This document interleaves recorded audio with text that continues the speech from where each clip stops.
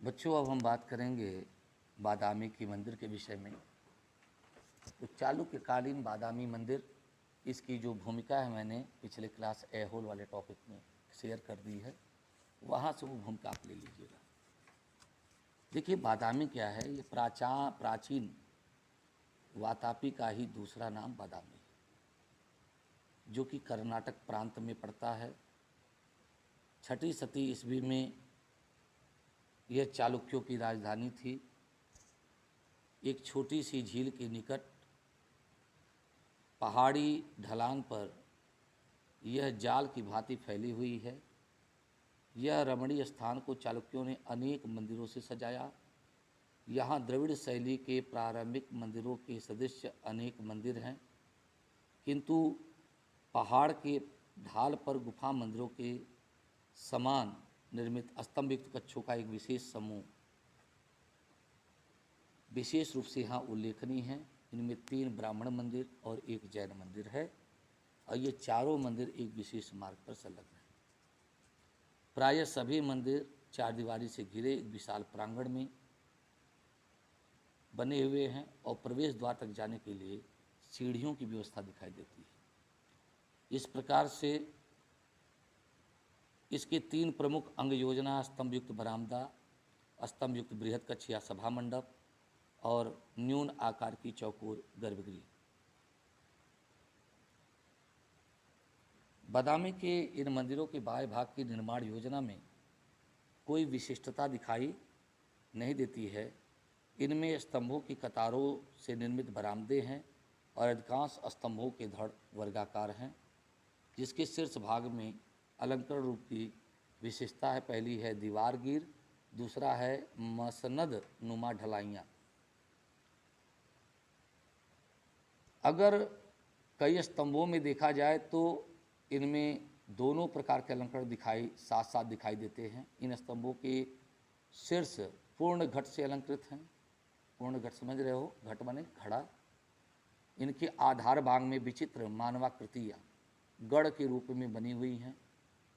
मंदिर का जो आगे वाला भाग है चौड़ा, और पीछे का भाग फैला हुआ है, और प्रकाश की पूर्ण प्रवेश है, यानी पर्याप्त स्थान है। और गुप्तकालीन मंदिरों की तरह मंदिरों के भीतर आध्यात्मिक और प्रतीकात्मक मूर्तियाँ उत्कीर्ण की गई हैं, जो चारों तरफ दिखाई देती हैं। और इसमें जो अधिकांश मूर्तियाँ जो है कला की उत्कृष्ट रचनाएं हैं। ठीक है, इससे प्रमाणित होता है कि बादामी में स्थापत्य कला से मूर्तिकला अधिक विकसित हुई। अगर हम बात करें बादामी के ब्राह्मण मंदिरों का, तो 100 उदाहरण, ये शब्द आता है ना, 100 उदाहरण बादामी के मंदिर का वर्णन करें तो ब्राह्मण मंदिर के आधार पर बादामी के मंदिरों का विशेषताएं। तो बादामी के 3 ब्राह्मण मंदिरों में तृतीय मंदिर, यानी तीसरा मंदिर, आकार में बहुत बड़ा है। यह एक वैष्णव मंदिर है, जिसमें एक अभिलेख है। द्वितीय मंदिर भी वैष्णव मंदिर है, परंतु आकार में तृतीय मंदिर की परिधि का आधा है, और प्रथम मंदिर एक शैव मंदिर है। ठीक है, इसका निर्माण बाद में हुआ था, और इसकी परिधि द्वितीय और तीसरी मंदिरों के बीच की है। यानी ये तृतीय मंदिर से छोटा है और द्वितीय मंदिर से थोड़ा सा बड़ा है। तो 3 मंदिर हैं, 2 भगवान विष्णु के, 1 शिव की। तृतीय मंदिर के बरामदे की चौड़ाई 70 फुट है। यह मंदिर के मुख्य भाग के अनुरूप निर्मित है। इसमें 6 स्तंभ बीच में हैं। दोनों छोर पर 2 अर्धस्तंभ हैं, जो बेल बूटे और मानव आकृतियों से सुशोभित हैं। मंदिर का जो अंदर का भाग है वो गर्भगृह सहित एकदम 65 फुट क्या है, लेंथ का है, लंबाई का है। इसकी सभा कक्ष जो है 14 स्तंभों पर टिका हुआ है या आश्रित है। यह संपूर्ण योजना एक अर्धभाग के रूप में फैला हुआ है। तो अर्धभाग जो है बेसर शैली की विशेषता मानी जाती है। इसकी चौड़ाई गहराई से दुगनी है, जिसके कारण इसके अंग समानुपाती नहीं हैं। तो यह 15 फुट ऊंचा है, और इसका अंग प्रत्यंग बड़ा ही अलंकृत किया गया है। इसमें अनेक उभरी मूर्तियाँ और बोयल बूटों का चित्रण मिलता है, उत्कीर्णन मिलता है, ठीक है। और इस मंदिर की स्तंभयुक्त बरसाती की बनावट सबसे उत्तम है, क्योंकि इसी में शिल्प की कल्पनाएं झलकती हैं। मसनद नुमा शीर्ष भाग पर कोनिया, ये कोनिया मतलब ब्रैकेट बने हैं, जिसमें आदम कद मूर्तियाँ बनी हैं। इसके अतिरिक्त बाहरी भाग पर कपोत यानी कार्निस के ऊपर अनेक विक्षेपण हैं, जिनमें विचित्र पशु आकृतियाँ उत्कीर्ण हैं, ठीक है। तो इनकी जो कपोत है, कार्निस की बनावट, काष्ठ शिल्प की अनुकृति जान पड़ती हैं। अब अन्य दो मंदिरों की बात करें तो दो अन्य ब्राह्मण मंदिर आकार भी छोटे हैं और इसके स्तंभयुक्त कक्ष के भीतर स्तंभों की व्यवस्था में भी अंतर है। प्रत्येक में 8-8 स्तंभ हैं जो परस्पर समान दूरी पर स्थित हैं। इन स्तंभों के निर्माण में तृतीय मंदिर के स्तंभों की अपेक्षा थोड़ा क्या है, सुधार दिखाई पड़ता है। बाएं भाग में 4 स्तंभों की कतारें हैं जिनमें बरामदे बने हैं।